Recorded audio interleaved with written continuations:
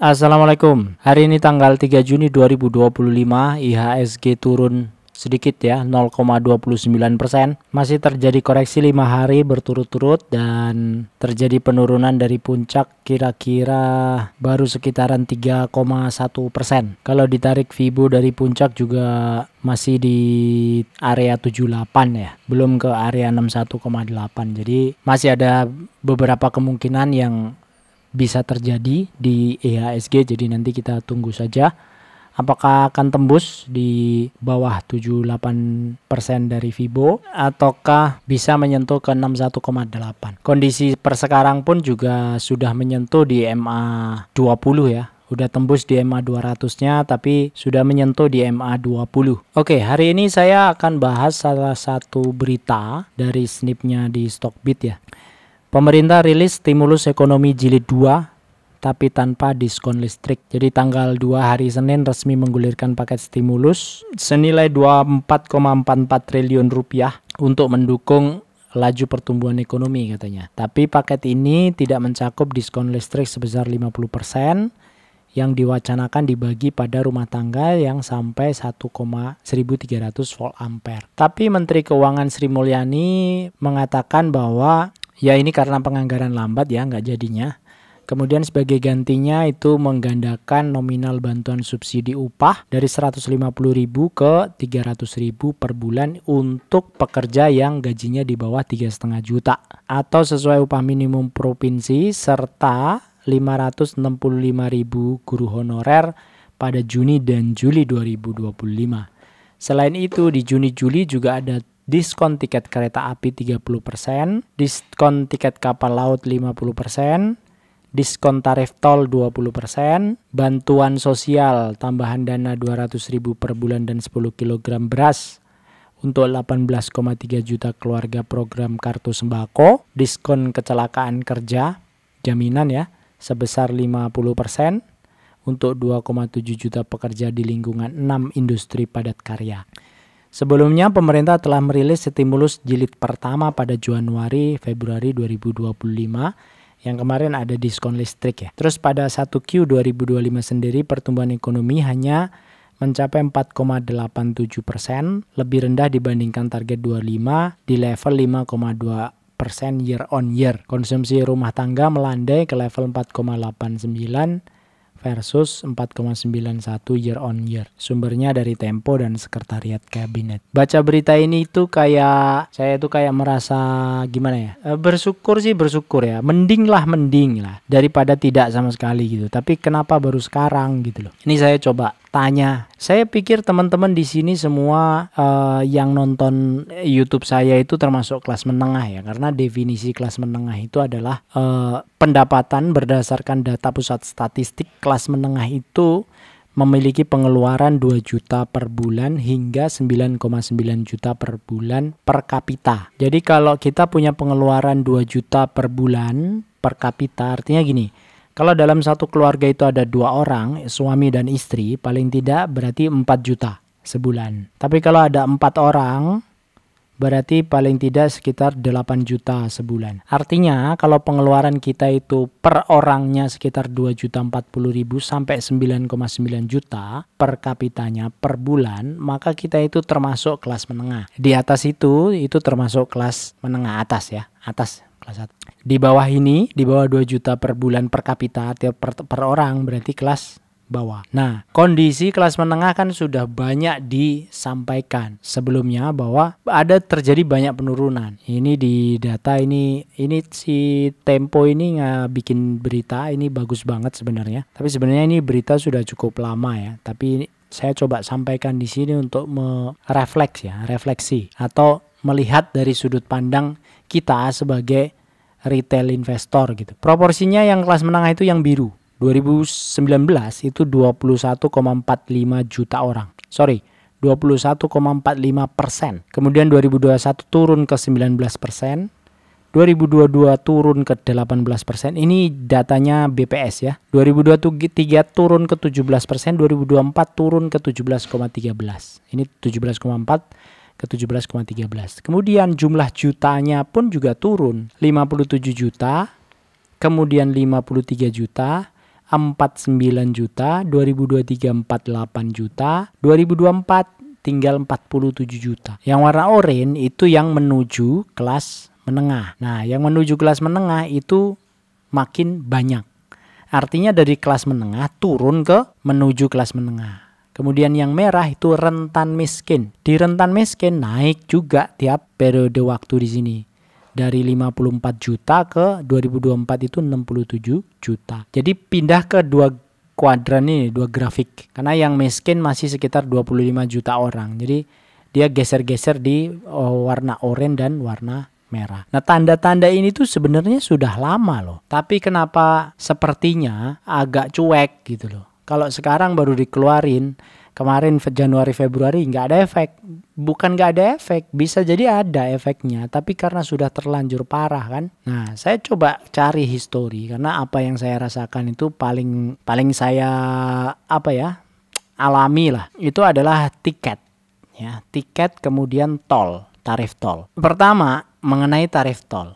Ini saya tanya nih ke AI, DeepSeek ya. Sejarah kenaikan tarif tol dari tahun ke tahun. Masa Orde Baru ini ya. Kemudian masa reformasi ya sekitar 2 kali gitu kan. Periode SBY 2005 sampai 2014 ini kan berarti 10 tahun. Tarif tol setiap 2 tahun berarti diinflasi sesuai kesepakatan kontrak. 2008 tol Jagorawi itu dari 6.500 ke 7.500. 2012 dari 11.000 ke 12.500 golongan 1. Kalau dilihat kondisi begini ya, 6.500 ke 7.500, 11.000 ke 12.500 nih, tol Jakarta Cikampek. Nah, coba kita lihat di era Pak Jokowi nih. Kelihatan ya, kenaikannya kelihatan ya. Nah, bensin juga sama. Di era Pak Jokowi 2015 Februari, Cipularang 70.000 ke 85. Jagorawi 9,5 ke 11.000. Habis itu Jakarta Cikampek 12,5 13,5 Februari 2017. 2019 ada lagi Jakarta Tangerang, Mojokerto dan seterusnya. 2021 ada lagi JOR. 2023 kenaikan rata-rata 4,92%. Beca kayu. Terus 2024 rata-rata 5,2%. 13.000 sampai dan seterusnya. Sehingga sekarang itu lebih mahal tol daripada kita bayar bensin. Saya kalau pulang misalnya ke kampung gitu ya, dari sini ke Jogja, dari Bekasi ke Jogja, dari Cikarang ke Jogja, itu sekarang lebih mahal tol daripada bensin. Ya bukan berarti atau bukan karena tolnya naik terus, bukan. Memang tolnya ada tol baru sehingga harganya tol baru itu gila-gilaan mahalnya. Karena kalau nggak gitu nggak rugi bisa jadi gitu ya. Tapi maksud saya untuk yang tol-tol lama mestinya dari sisi BUMN atau pemangku kepentingan yang ada di situ itu bisa mereview daripada alih-alih menaikkan harga. Ada nggak efisiensi lain yang bisa dilakukan gitu. Kedua, kereta api. Tiket kereta api. Dari awalnya dulu ya, yang dulu tuh masih ada 80 ribuan, 70 ribu tuh tiket kereta api sini Jogja. Sekarang nggak ada Pak. Itu ada pun yang tiket-tiket tiket-tiket diskon yang kursinya dibatasin dan sedikit yang biasanya jam 12 malam udah hilang. Itu saya ingat banget zaman-zaman dulu ya. Kalau sekarang udah nggak pernah, hampir nggak pernah. Saya udah beberapa tahun tuh udah nggak pernah, mungkin udah 9 tahun, 8 tahun udah jarang sekali naik kereta. Tapi sekarang itu kereta yang paling murah bisa jadi harganya 200 sekian ribu gitu. Kenapa? Karena nih ya, 2014 sampai 2024 kenaikan kereta api Jakarta Bandung eksekutif dari 120.000 ke 200.000 itu 66% kenaikan. Yogyakarta Solo komuter sama 60%. Jakarta Surabaya ini menurut DeepSeek. Bisa benar bisa enggak, tapi kita bisa cek lah di situ. Nah, dengan naiknya begini, BUMN itu menaikkan harga karena dituntut mereka harus profit. Ketika mereka profit, mereka harus setoran ke negara karena dia pengen pajak, pengen penerimaan segala macam ke negara itu gede. Akhirnya yang disedot itu adalah yang paling gede ya kelas menengah. Kenapa? Karena kelas menengah lah yang pakai kayak ginian, pakai kereta, pakai tol. Kalau yang rentan miskin atau yang di bawah lagi, ya mungkin jarang pakai itu. Nah, dengan kondisi yang seperti ini, akhirnya sekarang kelas menengah itu jadi turun dan tiap tahun turun. Apa yang saya katakan kemarin bahwa distribusi kekayaan dari kelas menengah ke miskin atau rentan miskin yang ada di data ini, itu kalau miskin atau rentan miskin ini tuh tidak bisa diakses oleh bank. Mau nggak mau dia harus jualan. Jualan itu UMKM, jualannya ke siapa? Ke yang menuju kelas menengah atau yang ke kelas menengah. Sehingga kalau kelas menengahnya itu kesulitan, ya maka jadinya distribusi uang itu jadi terhambat juga. Dan ini ada nih berita dari Tempo bahwa pergeseran prioritas pengeluaran kelas menengah itu seperti ini. Makanan 2019 itu 41% porsi. 2024 masih 41. Tapi yang paling gede ini sekarang adalah pajak atau iuran. Dari 3,8 ke 44,57. Naik. Perumahan naik. Iya. Pakaian turun. Kendaraan turun, hiburan turun. Ini berita ini kalau nggak salah 2024 ya. Ini 10 September nih 2024. Harusnya kondisi-kondisi begini ini kan sudah ditangkap. Mestinya kan ini Badan Pusat Statistik aja. Nah kalau udah kelihatan begini nih pajak naik, hiburan dia turun, kendaraan turun. Ya pantas saja untuk jualan mobil, jualan motor pada turun, pada drop. Perusahaan udah terlanjur drop. Jauh banget kan. Pergeseran tren kelas pekerja. Informal segini. Formal segini ya. Status pekerjaan kelas menengah. Di sektor formal turun Pak. Dari 61 ke 59%. Dan sayangnya lagi di informalnya itu juga turun dari 2023 sih. Tapi kalau dari 2019 secara porsi sebenarnya naik dikit. Kemudian jari jasa dan seterusnya ini ada data-datanya begini. Dan sebenarnya ya pasti tahu lah, pemerintah mestinya tahu lah menganalisa beginian kan mestinya lebih pandai, lebih pintar. Tapi ya di zaman sebelumnya nggak ada istilahnya stimulus-stimulus, ya baru ini aja ya alhamdulillah lah. Walaupun agak telat-telat tapi paling tidak kita punya sesuatu lah yang bisa dimainkan. Kenapa seperti itu? Karena nih ekonomi kelas menengah di Asia itu bertumbuh sangat pesat. Asia ya, Asia Pasifik itu 53, sekian persen. Kemudian di 2030 itu diprediksi menjadi 64, sekian persen. Bertumbuh dan tumbuhnya gede banget. Kalau di Asia aja begini, kita nggak bertumbuh, berarti tumbuhnya ada di mana? Ya bisa jadi di Vietnam, di Malaysia, Singapura, terus ada di Filipina, Brunei, nggak tahu ya yang mana. Tapi Filipina penjualan motor naik terus. Data yang saya tahu itu. Kemudian di Vietnam foreign direct investment-nya juga bagus banget. Bahkan kemarin ada Apple kan ke Vietnam. Tax holiday-nya gede banget. Tax holiday di Vietnam dikasih itu kan tax holiday untuk apa? Untuk badan, untuk perusahaan, pajak badan istilahnya. Dikasih 35 tahun atau berapa puluh tahun gitu. Tapi kan kalau mereka investasi di Vietnam, yang nggak dikasih tax kan hanya pajak badannya saja. PPH misalnya kayak kita ya bekerja gitu di Apple, dapat gaji dari Apple. Gaji kita kan dapat pajak. Kenapa pajak? Toh pajak badan itu sekarang juga banyak diakal-akalin kok sama perusahaan-perusahaan kan. Dianggap perusahaannya rugi terus sehingga nggak bayar pajak badan. Ada perusahaan yang tiap tahun rugi, tapi 5 tahun 10 tahun nggak tutup-tutup. Ada yang kayak gitu? Ada. Nah sekarang pajak sedang mengincar yang seperti itu. Oke lah, silahkan itu dikerjakan.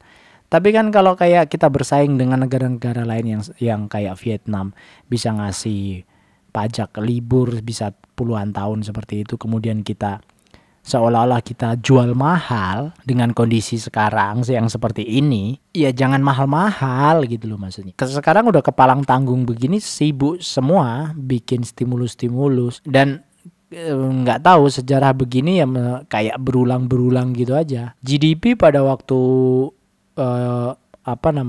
kemarin saya ngomongin apa ya? Hutang ya, ngomongin hutang tuh, hutangnya Indonesia. Yang ini nih, rasio debt to GDP.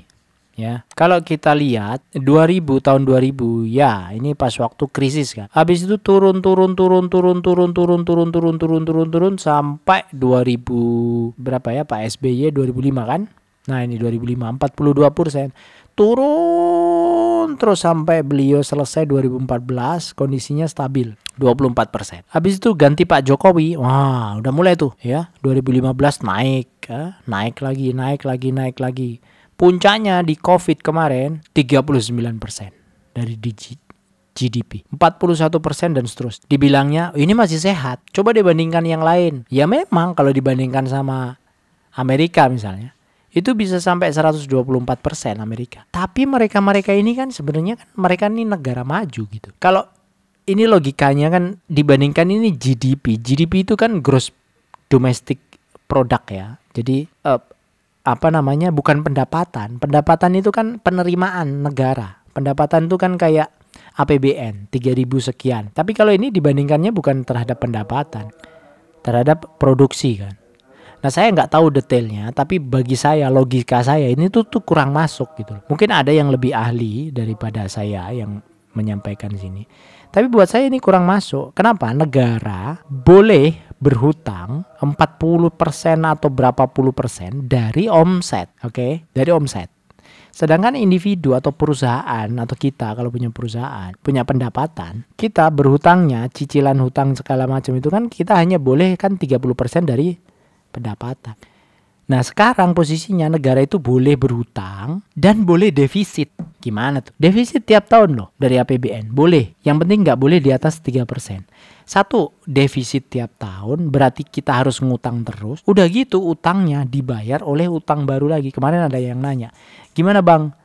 Utang jatuh tempo nih bulan Juni 800T. Sedangkan cadangan devisa kita sedikit katanya. Ya pemerintah emang bisa-bisa aja tinggal nerbitin utang baru kan begitu. Selama konsepnya begitu ya begitu aja. Tapi beda di zaman Pak SBY dulu ya. Dikurangin terus ini memang sangat produktif. Dulu inflasi sih gede juga di inflasi. Tapi gampang banget jualan rumah di masa-masa itu luar biasa gampang. Rumah naik terus bem gampang jualan. Jualan apa aja rata-rata gampang. Yang ngalamin jualan, yang ngalamin bisnis di masa-masa itu Anda tanyalah. Dibandingkan masa sekarang, pasti hampir semuanya bilang sekarang itu jauh lebih susah daripada dulu. Nah maksud saya, oke lah kita sambut ya dengan kondisi ini, stimulus ini dengan baik kita sambut.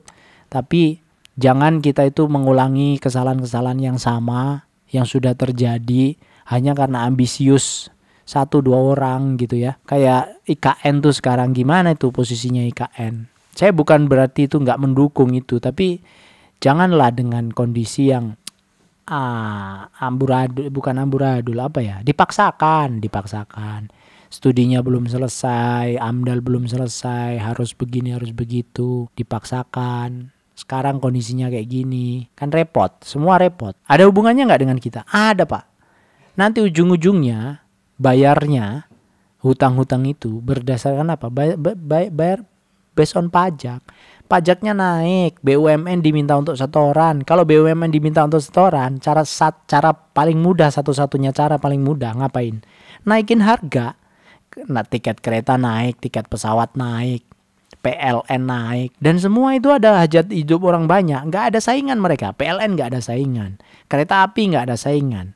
Pesawat oke lah, ada saingannya. PAM, nggak ada saingan. PAM naik berapa kali udah yang pakai PAM. Ada saingan 25 tahun harus diserahkan. Kayak di Cikarang ada Jababeka, ada WTP, sekian tahun diserahkan ke negara. Sekarang sudah nggak proses karena masa bisnisnya sudah habis ya. Apa ya sebutannya, itu jadi diserahkan. Nah kalau mereka diminta untuk setor ke negara supaya negara bisa bayar utang dan mereka dapatnya income itu adalah dari kita ya ujung-ujungnya kita yang bayar. Itu aja dari saya, terima kasih. Assalamualaikum warahmatullahi wabarakatuh.